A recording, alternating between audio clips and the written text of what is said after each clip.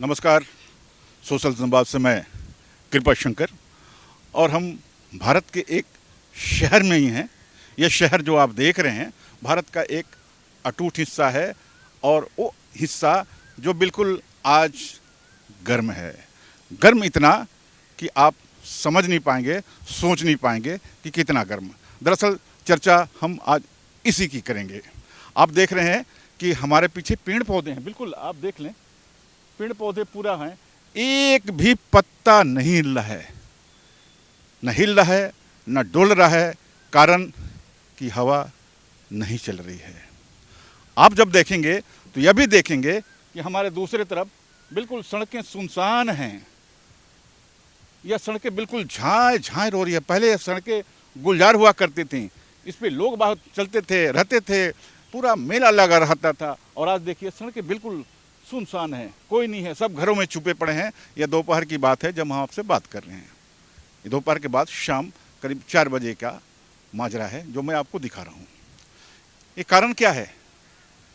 कारण आप जानना तो चाहेंगे ना कि आखिर कारण क्या है कि ये बिल्कुल पत्ते नहीं हिल रहे हैं, सड़कें नहीं चल रही हैं, लोग बाग घरों में छुपे हुए पड़े हैं। कारण यही तो आप ढूंढेंगे, गर्मी है, गर्मी का सीजन है और इसलिए लोग छुपे हैं। लेकिन नहीं, ऐसी गर्मी जिस पे आप चौंक जाएंगे। दुनिया का सबसे गर्म प्रदेश भारत। भारत दुनिया का सबसे गर्म प्रदेश हो गया है और दुनिया के सबसे गर्म इलाकों में मान के चलिए, जो रिपोर्ट आई है उसमें 95 शहर भारत के हैं। इनमें जो गर्म, दुनिया के गर्म जो शहर हैं उनमें 95 शहर भारत के हैं। इनमें महाराष्ट्र का खेड़, उत्तर प्रदेश का मुगल सराय, अमेठी, वाराणसी, गाजीपुर टॉप 5 में हैं। ये आप जान के चौंक जाइएगा। आखिर कारण क्या है? कारण को भी तलाशना होगा आपको।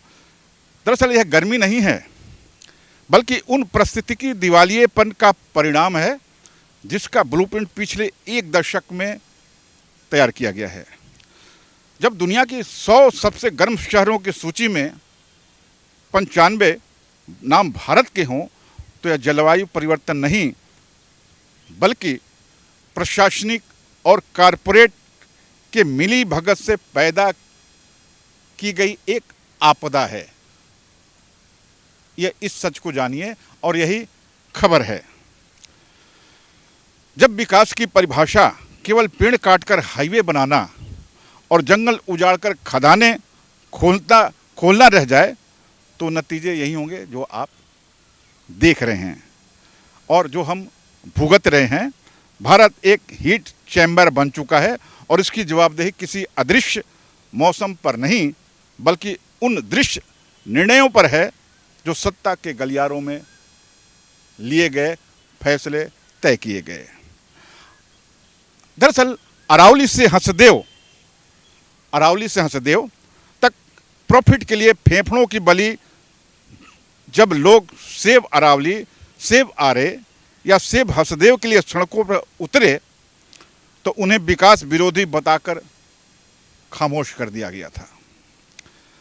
छत्तीसगढ़ के हंसदेव अरण्य में हजारों पेड़ों की कटाई केवल इसलिए की गई ताकि विशिष्ट बिजनेस घरानों के कोयला ब्लॉकों का रास्ता साफ हो सके।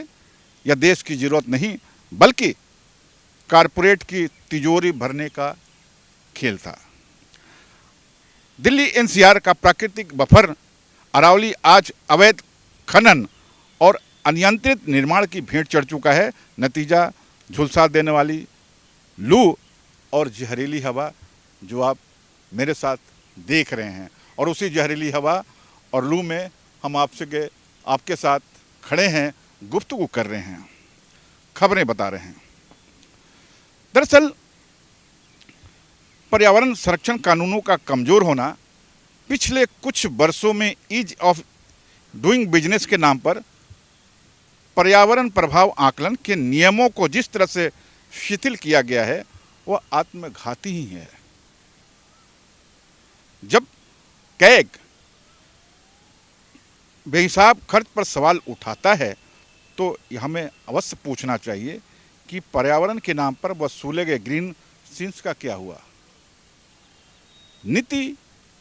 दरअसल नीति निर्माता चीन की तरह रियल रिसोर्सेज को सुरक्षित करने की बजाय रेटिंग एजेंसियों और बिल्डिंग लॉबी को खुश करने में लगे रहे।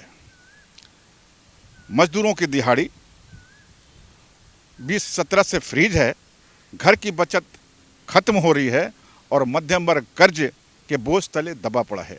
ऐसे में एक व्यक्ति के लिए क्लाइमेट चेंज एक विलासिता का मुद्दा बन जाता है, क्योंकि उसकी पूरी ऊर्जा केवल जिंदा रहने के संघर्ष में खर्च हो रही है। सत्ता इसी लाचारी का फायदा उठाता है और धार्मिक उन्माद व झूठी रैलियों के पीछे असली मुद्दों को दफन कर देती है। दरअसल यह राजनीतिक मुद्दा नहीं है। यह मुद्दा राजनीतिक इसलिए नहीं बनता क्योंकि जंगल काटने वाली कंपनियां ही राजनीतिक दलों की सबसे बड़ी चंदादाता हैं। जब तक जनता को धार्मिक गौरव और वीआईपी काफिलों की चकाचौंध में उलझाया जाता रहेगा, तब तक उसे सांस लेने लायक की हवा की कमी महसूस नहीं होने दी जाएगी। मसूरी के मलबे से लेकर झारखंड के कटते जंगलों तक कहानी एक ही है, लूट की खुली छूट। अगर आज भारत नॉन लिवेबल जीने लायक नहीं बन रहा है, तो इसकी सीधी जवाबदेही उन पॉलिसी सर्कल पर है जिसने पर्यावरण को अड़चन और कारपोरेट मुनाफे को विकास का पैमाना मान लिया था।